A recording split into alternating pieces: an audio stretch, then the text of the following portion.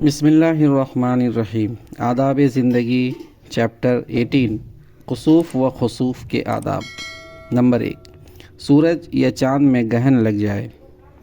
سورج اور چاند میں گرہن لگنے کو کسوف کہتے ہیں اور چاند میں گرہن لگنے کو خسوف کہتے ہیں، اور جب خسوف کے مقابلے میں یا اس کے ساتھ کسوف بولتے ہیں تو اس سے مراد محض سورج گرہن ہوتا ہے۔ تو خدا کی یاد میں لگ جائیے، اس سے دعائیں کیجیے، تکبیر و تحلیل اور صدقہ و خیرات کیجیے۔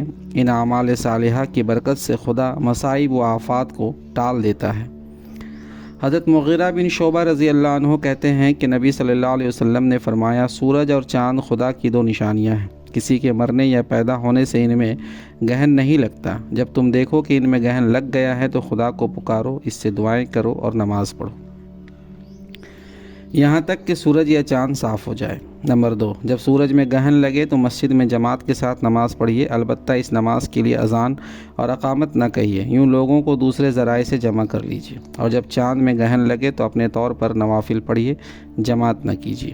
نمبر 3، کسوف شمس میں جب جماعت کے ساتھ 2 رکعت نفل پڑھے تو اس میں طویل قرات کیجیے اور اس وقت تک نماز میں مشغول رہیے جب تک کہ سورج صاف نہ ہو جائے، اور قرات بلند آواز سے کیجیے۔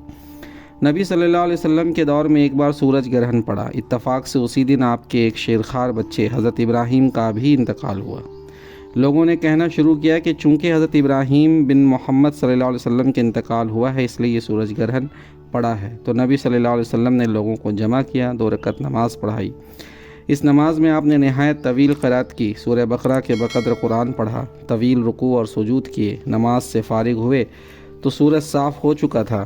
اس کے بعد آپ نے لوگوں کو بتایا کہ سورج اور چاند خدا کی 2 نشانیاں ہیں، ان میں کسی کے مرنے یا پیدا ہونے سے گرہن نہیں لگتا۔ لوگوں، جب تمہیں کوئی ایسا موقع پیش آئے تو خدا کے ذکر میں مصروف ہو جاؤ، اس سے دعائیں مانگو، تکبیر و تحلیل میں مشغول رہو، نماز پڑھو اور صدقہ و خیرات کرو۔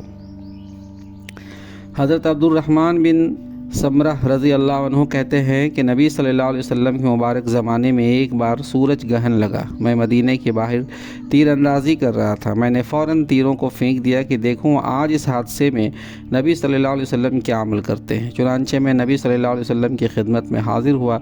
آپ اپنے ہاتھ اٹھائے خدا کی حمد و تسبیح، تکبیر و تحلیل اور دعا فریاد میں لگے ہوئے تھے۔ پھر آپ صلی اللہ علیہ وسلم نے 2 رکعت نماز پڑھی اور اس میں 2 لمبی لمبی سورتیں پڑھی اور اس وقت تک مشغول رہیں جب تک سورج صاف نہ ہو گیا۔ صحابہ اکرام بھی کسوف اور خسوف میں نماز پڑھتے۔ ایک بار مدینے میں گرہن لگا تو حضرت عبداللہ بن زبیر نے نماز پڑھی۔ ایک اور موقع پر گرہن لگا تو حضرت عبداللہ بن عباس نے لوگوں کو جمع کیا اور جماعت سے نماز ادا فرمائی۔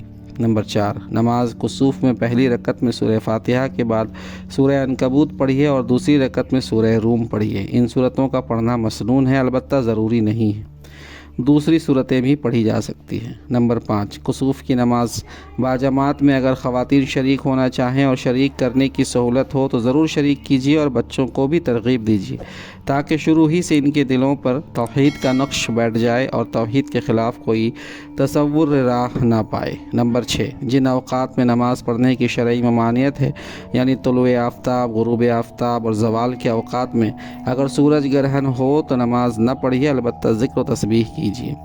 غریبوں اور فقیروں کو صدقہ و خیرات دیجیے، اور اگر سورج کے طلوع ہو جانے اور زوال کا وقت نکل جانے کے بعد بھی گرہن باقی رہے تو پھر نماز بھی پڑھیے۔